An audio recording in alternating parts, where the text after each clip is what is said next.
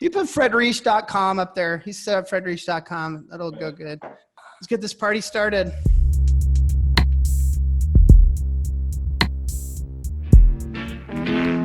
People, let me tell you about my best friend. He's a warm-hearted person who loved me till the end. People, let me tell you about my best friend. He's a one-boy, cuddly toy, my up, my down, my pride and joy.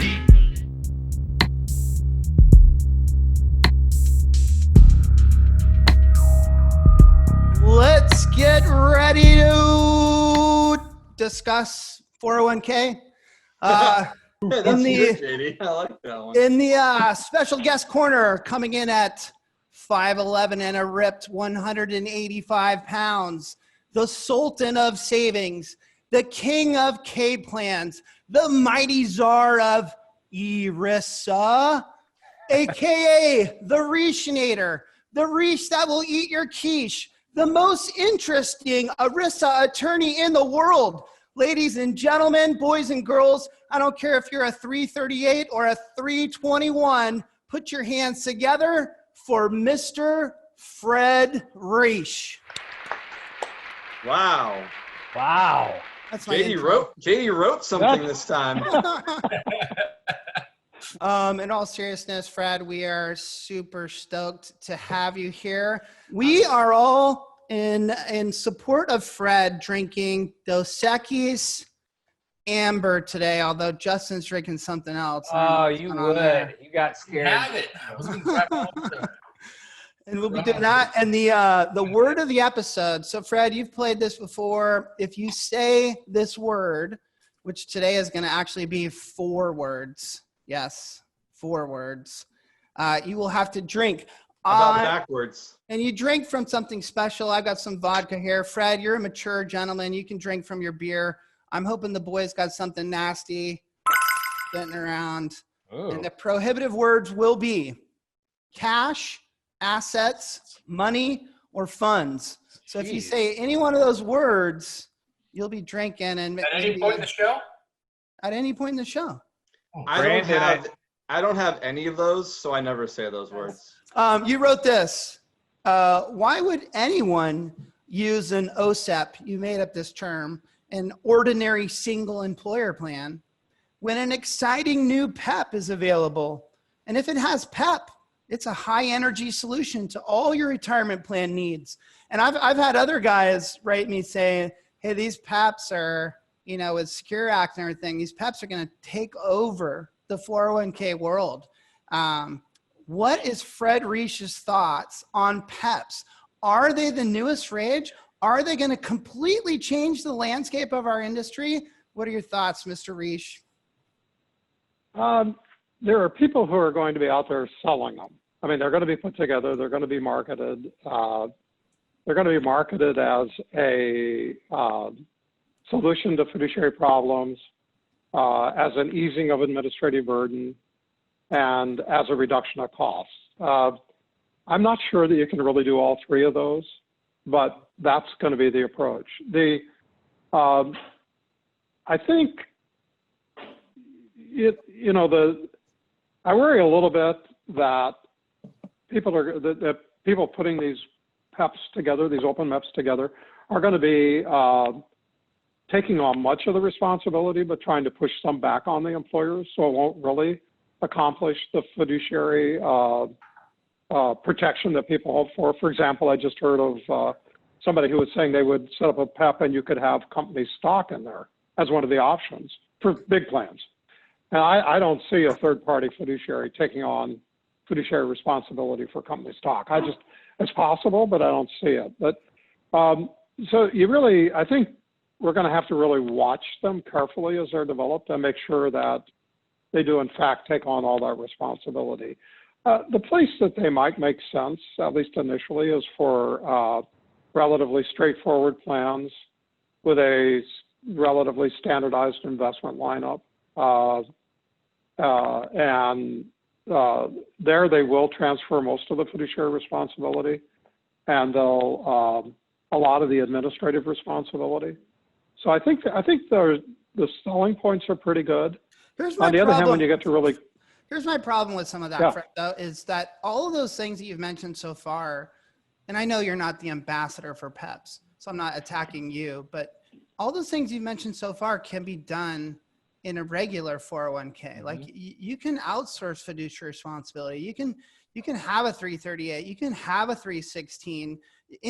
My point to these PEP admirers is there's really nothing that you can do in a PEP that I can't do in a regular 401k, aside from the fact of pooling together to minimize your audit costs, which is a whole nother story, which we could talk about. But I just don't think, name one single thing that a PEP does that I can't do in a 401k. There's two ways to think about them. One is the way they used to be, because we had open MEPs before. People forget that we've already had them, and they didn't take over the world. Right. Thanks. For small plans with a limited amount of assets in the PEP, I don't think the savings will be that great. And to the extent that you can have savings, it'll be the aggregation of assets and lower share classes. But it'll also be standardized, because you can't, if you really customize the administration and the provisions in the adoption agreement for each company, then you're going to increase your administrative costs. It's going to be very similar to a single employer plan.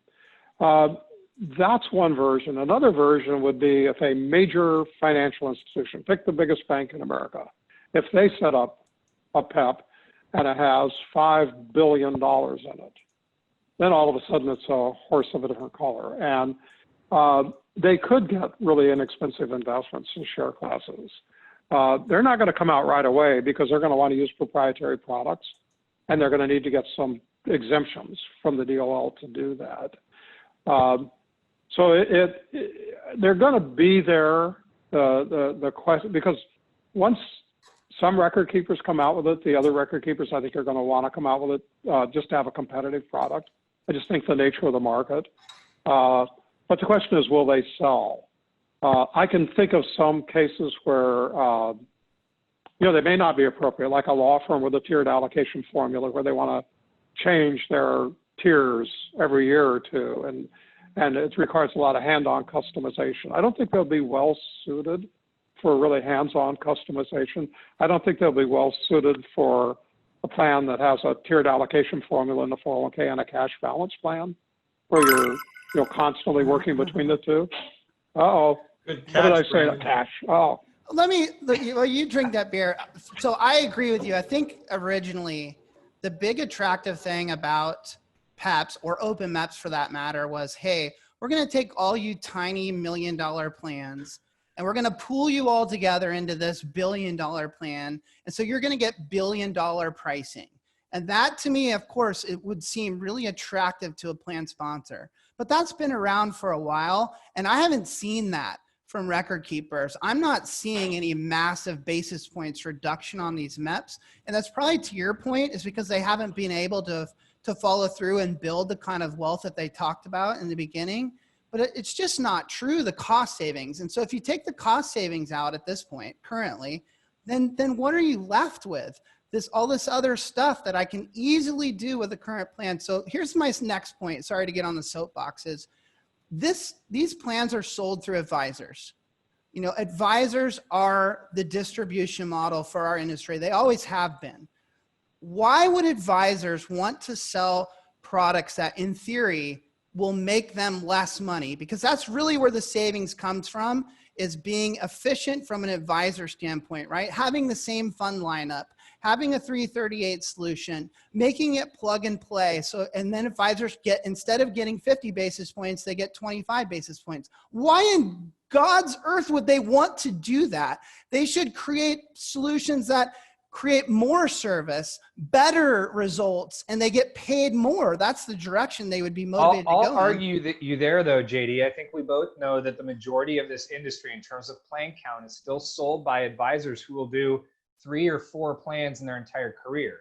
So they're not in a position to build out services and charge more and justify their costs. They want something to plug and play so they can move on to another line of servicing that they're planning to charge. Most of them are not 401k specialists. So they're going to plug and play it in a PEP? You're asking why they would do it. That would be the reason. If they can kind of set it and forget it, step away.